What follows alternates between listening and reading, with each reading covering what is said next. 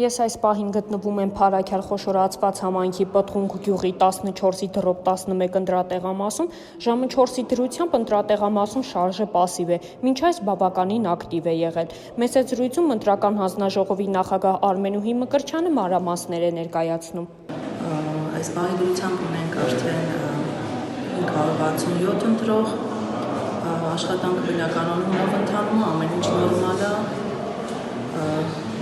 Բնակիչներն էլ ակտիվ մասնակցում են, ընտրողները ակտիվ մասնակցում են ընտրությանը, ոչ մի լուրջ խնդիր չկա, ոչ մի միջադեպ չի արձանագրվել։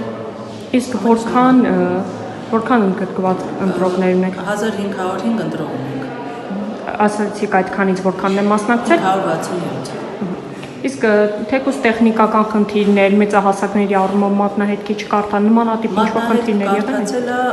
Ով խնդիր ունեցել, մեծահասակ եղել, դժվարացել է, գրանցվել են, օգնել են։ Հիմնական դժվարությունները դրանք են։ Հիմնական դժվարությունները դրանք են։